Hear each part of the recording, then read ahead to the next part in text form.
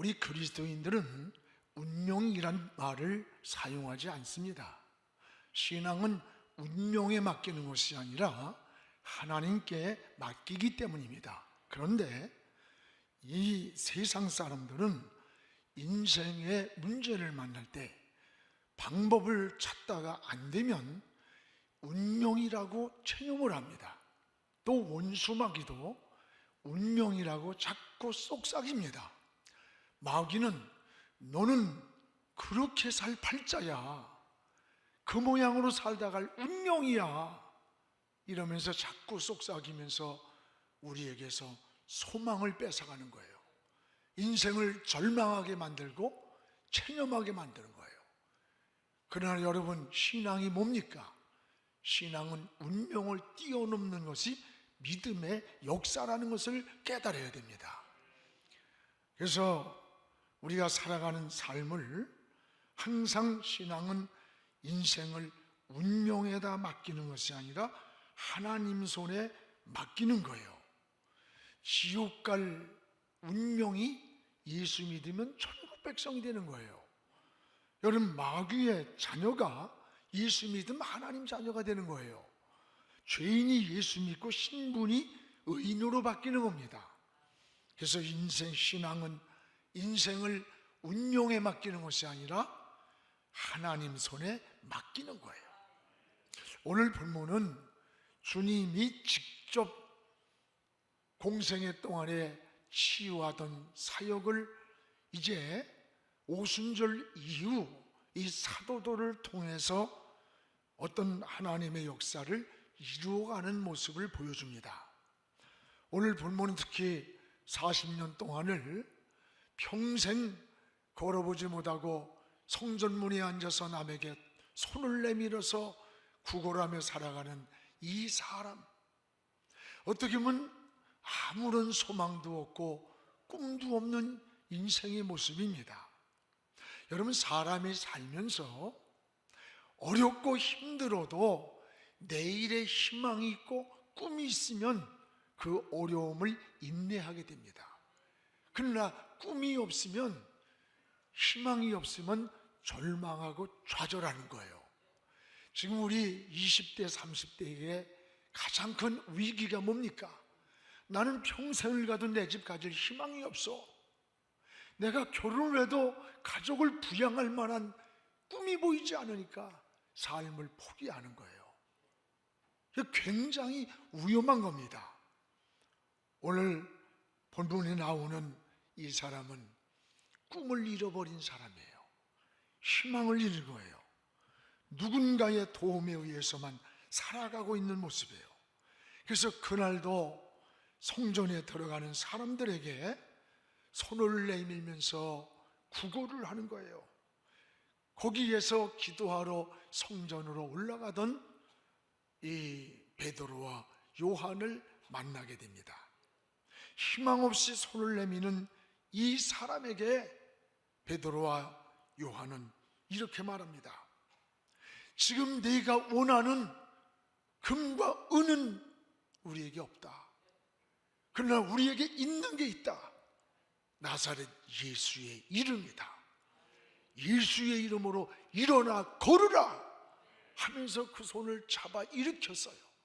그때 발과 발목에 힘이 생기면서 일어나가지고 40년을 손을 내밀며 희망과 꿈을 잃고 절망에 빠져 구걸하며 살던, 체념하던, 운명이라고 말하던 이 사람이 성전 밖에서 성전 안으로 기뻐 뛰면서 들어가면서 하나님께 영광을 돌리는 그 사건이 오늘 말씀의 내용 아닙니까?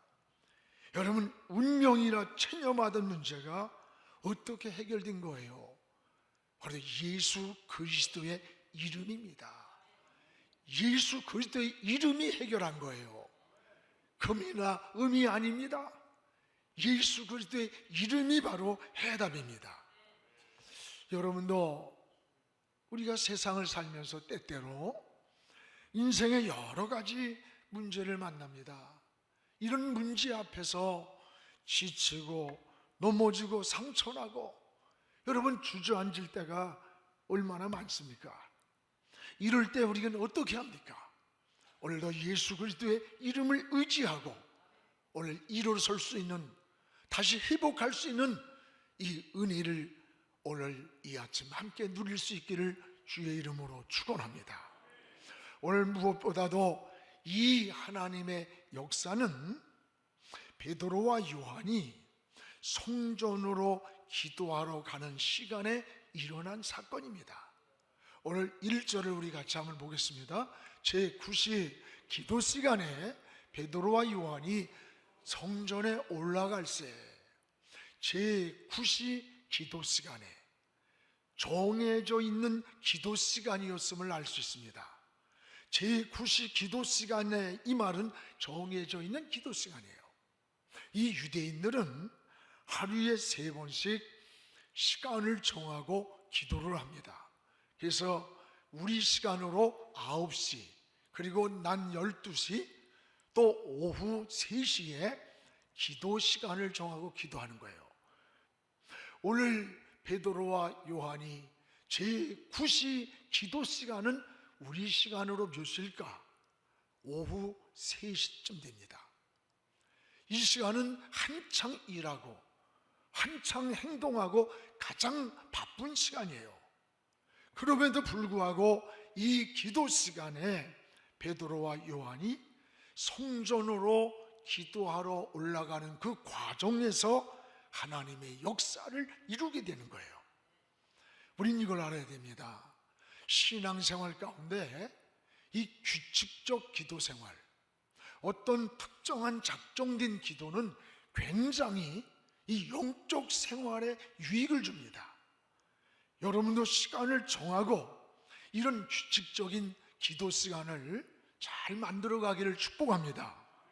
오늘 베드로와 요한이 제9시 기도 시간이 바로 우리나라 역사의 시간의 3시라고 했잖아요. 얼마나 바쁜 시간이에요. 오늘 기도는 바쁘다고 미루는 게 아니라는 거예요. 이 바쁜 시간이지만 정해진 그 시간에 기도하러 가는 그 일, 그게 낭비가 아니라 하나님의 역사를 이루는 시간이었다는 거예요.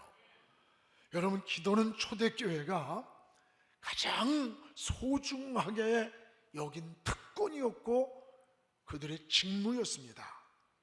기도할 때 오순절의 역사가 일어났고 어둠의 영이 물러갔고 또 담대하게 십자가와 부활을 증거하는 증인의 삶을 살 수 있었습니다. 저는 우리 교회가 매일같이 이 금식의 사슬을 이어가는 우리 성도들이 지금 100명씩 한 텀을 정하잖아요. 지금 8,100명이 이 금식기도 사슬에 참여했어요. 여러분, 교회가 그냥 되는 게 아니에요.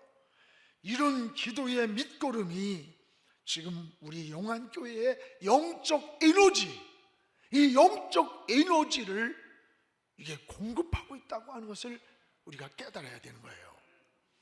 우리는 신앙의 우선순위가 기도가 되어야 합니다.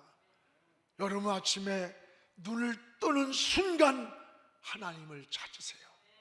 하나님의 이름을 부르세요. 오늘도 하루에 눈을 뜨게 하시고 미지의 하루를 살아가는데 하나님 동행해 주세요. 하루를 마치고 잠자리에 들기 전에 하나님 앞에 바로 하나님의 이름을 부르세요. 여러분, 어떤 사고가, 어떤 문제가 복병처럼 우리 앞에 나타날지 모르는 세상에서 하루를 마치고 잠자리에 드는 이 시간의 삶이 감사하면서 기도할 수 있는 것. 그래서 신앙생활의 은혜를 아는 사람은 내가 사업을 하든 진로를 결정하든 어떤 삶을 방향을 정하든 그 우선순위가 기도임을 고백하게 됩니다. 여러분도 나름대로의 이런 기도 시간이 정해져 있기를 축복합니다. 또한 베드로와 요한은 성전으로 기도하기 위해 가는 과정, 이 과정에서 하나님의 역사를 경험한 겁니다. 우리 다시 1절을 읽어보겠습니다. 제9시 기도 시간에 베드로와 요한이 성전으로 올라갈세. 여기 성전으로 올라갔다, 이 말은 미완료형입니다. 즉 한 번 올라가고 그냥 끝낸 게 아니에요. 한 번으로 멈춘 것이 아니라 습관적으로 올라가고 있었다는 뜻이에요. 늘 성전을 향해 올라가는 거룩한 습관이 이들에게 있었음을 말해주는 거예요. 그렇습니다. 우리 성도들은요, 이 성전을 가까이 해야 돼요. 성도에게 있어서 성전보다도 소중한 게 없습니다. 오늘 여러분, 우린 성전은 그리스도의 몸입니다. 또 여러분, 하나님의 전이요 기도하는 집이라고 했어요. 이게 성전이에요. 솔로몬이 많은 허물이 있습니다. 그 후반에 잘못 산 게 많음에도 불구하고 역대기를 읽어보면 솔로몬의 그 허물과 실수가 나오질 않아요. 오히려 솔로몬이 성전을 짓느냐고 7년 동안 수고했던 그 공로를 칭찬하는 말씀으로 채워져 있어요. 그래서 역대하 7장 15절에 보면 이제 그곳에서 하는 기도에 내가 눈을 들고 귀를 기울이리라. 또 16절에는 이는 내가 이미 이 성전을 택하고 거룩하게 하여 내 이름을 여기에 영원히 있게 했다.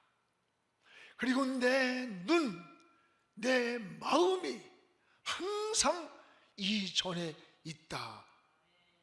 여러분, 솔로몬이 성전을 이루고 그 성전에 들어가 밤에 기도하는 시간에 들려온 하나님의 음성이었어요.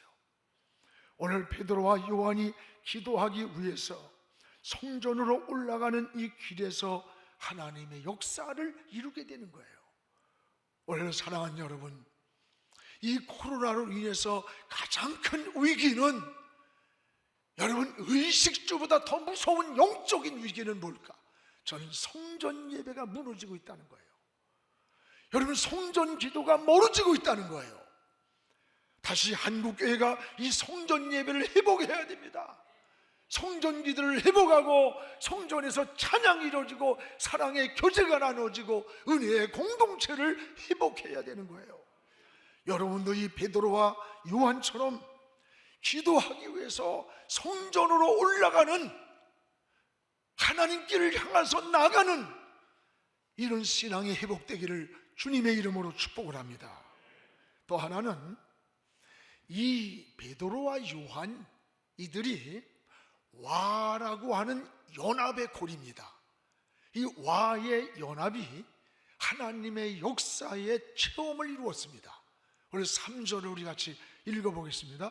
그가 베드로와 요한이 성전에 들어가려 함을 보고 구걸하거든. 여기 베드로와 요한이란 말이 나와요. 이 와라는 연합의 고리입니다. 여러분, 연합은 굉장히 중요한 거예요. 연합과 혼합은 전혀 다릅니다. 혼합은 뒤섞이고 무질서한 것이라면 연합은 하나가 되고 일치하는 것을 말해요. 교회는 자꾸 연합해야 돼요. 신앙은 자꾸 하나가 돼야 돼요. 성경에도 주도 하나, 하나님도 하나, 성령도 믿음도 하나라고 했습니다. 그렇습니다. 오늘 베드로와 요한이 하나가 되어서 이 성전으로 올라가는 그 길목에서 하나님의 역사를 체험하게 되는 거예요. 사랑하는 여러분, 오늘 우리의 신앙도 다시 한번 돌아보시기를 바랍니다. 여러분, 오늘 우리는 베드로와 요한은 여러 가지 인간적인 측면에서 이 하나가 될 수 없는 그러한 조건을 가진 사람들이에요. 이들은 세 가지 차이점이 분명합니다. 하나는 성격의 차이가 달라요. 베드로는 성격이 급하고 단순하고 다혈질적이에요. 그런데 요한은 성격이 차분합니다. 성격에. 또 하나는 이들의 나이 차이입니다. 베드로는 나이가 많았어요. 요한은 연소한 자라고 그랬어요. 또 여러분, 이들은 세 번째는 지식의 차이입니다. 베드로는 갈릴리 어부 출신이에요. 어부의 생활을 하면서 많은 학문을 쌓지 못한 건 사실입니다. 그러나 요한은 지성인인 것을 보게 됩니다. 성격의 차이, 연령의 차이, 지식의 차이, 여러 가지 면에서 하나가 되기 어려운 그런 조건들이에요. 그럼에도 불구하고 베드로와 요한이 하나가 되어서 성전으로 기도하러 가는 걸 봐요. 그리고 그 하나가 되어 가는 그 과정이 하나님의 역사를 이루는 과정이었다는 거예요. 그러면 어떻게 이렇게 다른 이들이 하나가 될 수 있었을까? 네 가지입니다. 하나는 믿음으로 하나가 됐습니다. 여러분, 믿음은 항상 하나가 되게 만듭니다. 또 하나는 뭐예요? 영적인 속성이 같았기 때문입니다. 인간의 조건을 뛰어넘은 겁니다. 세 번째는 예수님이 중심에 계셨기 때문입니다. 네 번째는 성령이 역사할 때 하나가 된 거예요. 오늘 모든 성격도, 나이도, 또 모든 조건도 초월해서 하나가 될 수 있었던 것이 바로 신앙이었다는 것을 알 수가 있어요. 여러분, 살아가면서 참 부부간에도 어쩌면 이렇게 안 맞을까? 아니, 이 세상에 그렇게 고르고 고르면서 기도하면서 선택한 당신이 어쩌면 그렇게 안 맞을까? 그게 우리 집사람이 하는 얘기요. 나도 또 똑같은 얘기를 해. 어떻게 그렇게 안 맞을까? 신기할 정도로 안 맞아. 그래도 41년 이상 살았잖아요. 여러분, 우리는 신앙의 대화를 하면 막 불꽃이 튀듯이 한 목적을 향해서 나가요. 교회 이야기라고, 성도 이야기라고, 믿음 이야기하고, 어떤 하나님의 비전의 나라를 이야기를 할 때면요, 하나로. 오늘 이것이 뭐예요? 믿음이에요. 성령이에요. 영적인 속성이에요. 우리 신앙은요, 우리 구심점 속에, 와의 고리 속에 신앙이 들어있어야 돼. 여러분, 우리는 이 차이를 어떻게 극복했느냐?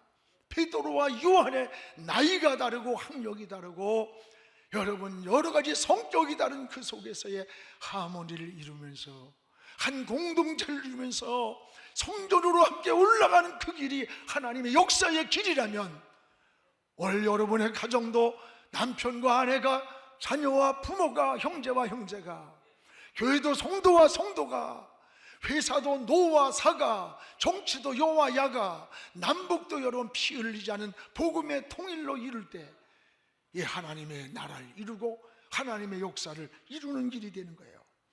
오늘 이런 교회가 우리의 신앙이 되기를 주의 이름으로 축원합니다.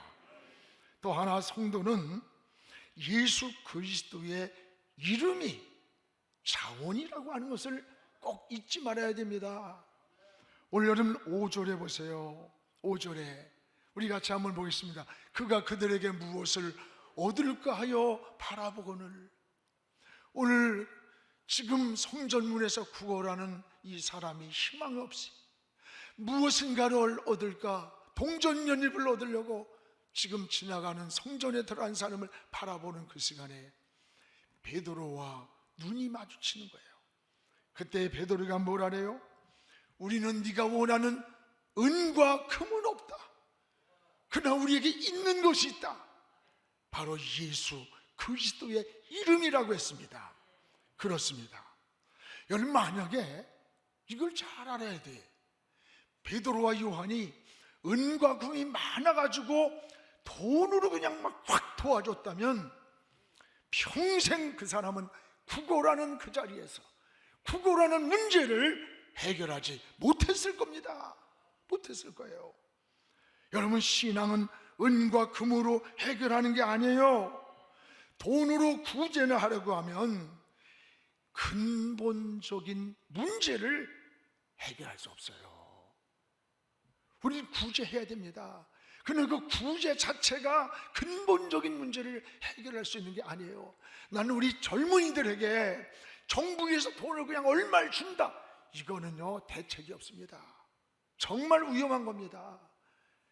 저들이 정말 땀을 흘리고 일용 근로자가 되어서 피를 흘리면서 어떻게든지 일어서려고 할 때 그 모자라는 것을 마중물처럼 도와줘야 일어나는 거지, 그냥 돈 여러 몇십만 원씩 줘야 무능한 자가 되는 거예요. 오늘 여러분 이 사람에게 은금이나 줬다면 이 사람은 평생 거기서 못 벗어났을 거예요. 오늘 사랑하는 여러분, 우리는 이들의 문제를 해결하는 방법은 은금이 아니에요. 본질적인 거예요. 그게 뭡니까? 오늘 예수 그리스도의 이름이었습니다. 우리는 이 예수 그리스도의 이름, 이것을 줄 수 있어야 되는 거예요. 그래서 여기 6절에 보면 우리는 믿음의 손을, 이 손을 내미는 자에게 붙잡아 줘야 되는 거예요. 우리 6절을 한번 같이 읽어봅시다. 베드로가 이르되 은과 금은 내게 없거니와 내게 있는 이것을 내게 주노니 나사렛 예수 그리스도의 이름으로 일어나 걸으라. 여기 보세요. 오늘 인생의 문제를 안고 지친 이들을 주님 앞으로 데려오는 그 손을 붙잡아주는 일을 우리가 해야 됩니다. 그들을 붙잡고 예수님 앞으로 데리고 오면 책임은 주님이 지시는 거예요. 여러분, 믿고 요단강을 내디딜 때 그 요단강을 갈라지게 한 분은 하나님이에요. 여리고성을 믿고 돌 때 그 성을 무너뜨린 분은 하나님이 하신 거예요. 죽은 나사로의 무덤을 돌물 여는 것은 우리가 할 일이지만 그 안에 죽어있는 나사로를 살리는 것은 그건 주님이 하실 일이에요. 사랑하는 여러분, 주님이 하실 일과 하나님이 하실 일까지 마치 내가 해결해야 하는 것처럼 고민하고 근심하고 그걸 끌어안고 절망하고 있지는 않습니까? 오늘 여러분, 하나님이 하실 일이라면 믿음으로 하나님께 다 맡기시길 바랍니다. 하나님 손에 맡기는 게 우리 신앙이에요. 우리가 할 역할이라면 오직 믿음으로 행동하면 되는 거예요. 오늘 베드로가 예수의 이름으로 안질뱅이의 손을 잡고 일으킨 것처럼 여러분도 믿음으로 여러분 주변에 지친 사람들, 넘어진 사람들, 실패하여 쓰러진 이웃들이 얼마나 많은 줄 알아요? 여러분의 그 손을 잡아주십시오. 그 손을 붙잡고 주님 앞으로 나오십시오. 그 손을 잡고 주의 이름을 부르십시오. 이것이 살리는 일인 줄 믿습니다.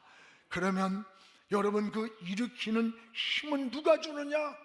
우리에게 있는 게 아니에요. 주님이 주시는 거예요. 7절입니다. 우리 같이 한번 읽어보겠습니다. 오른손을 잡아 일으키니 발과 발목에 곧 힘을 얻었더라. 주님이 우리는 붙잡아줬더니 주님이 발과 발목에 힘을 줬던 거예요. 일으켰던 거예요. 그렇습니다. 주님이 힘 주시면 일어납니다. 주님이 힘 주시면 넘어진 자리에서 일어날 수 있습니다. 여러분, 실패해서 일어날 수 있습니다. 절망해서 일어날 수 있습니다. 병든 자리에서 일어날 수 있습니다. 어떤 환경에서도 낙심하지 마십시오. 주님을 의지하고 그 힘을 의지하고 일어날 수 있기를 원합니다. 그리고 여러분은 그들의 손을 붙잡아주는 그런 역할을 잘 감당할 수 있기를 축복합니다. 그러면 성도는 어떻게 살아야 합니까? 하나님의 영광을 돌리며 살아야 되는 거예요. 이 안질뱅이가 붙잡고 예수의 이름으로 일어나라고 하면서 붙잡을 때 주께서 그 발에 발목에 힘을 주니까 일어났어요. 그리고 막 기뻐 뛰며 성전으로 들어가는 것을 보고 이미 많은 사람이 알고 있었기 때문에 너무 놀라고는 누구에게 주목할까? 베드로에게. 저 베드로, 저 사람 어떤 사람이길래 저 안질뱅이가 일어나서, 저 어려운 저 사람이 일어나서 저렇게 회복할까? 주목하니까, 그러면 아마 저나 여러분 같았으면 어깨에 딱 힘주고 할렐루야 할렐루야 뭐 이러면서 그럼 자기 능력이 있다 뭐 이랬겠지요. 다 그러지. 근데 베드로가 뭐래요? 여러분이요, 왜 우리를 주목합니까? 왜 주목합니까? 지금은 이 일을 이루게 하신 분은, 이 사람을 성하고 낫게 하는 분은 우리가 아닙니다. 우리 주님이 하신 겁니다. 예수 그리스도 그분이 하셨습니다. 영광을 하나님께 돌린 거예요. 오늘 여러분, 우리가 살아가면서 자칫 잘못하면 영광을 가로챌 수 있는 위험이 있음을 알아야 돼요. 목사도 마찬가지고 여러분도 마찬가지요. 내가 어떤 헌신을 했을지라도, 어떤 봉사를, 어떤 충성을 했을지라도 하나님이 주신 감동이라고 고백해야 돼요. 하나님의 은혜였다고 말해야 돼요. 사랑하는 여러분, 오늘 베드로처럼 우리 모두가 주의 이름만을 높이고 주의 영광만을 돌리는 그런 신앙의 삶이 되기를 주의 이름으로 축원합니다.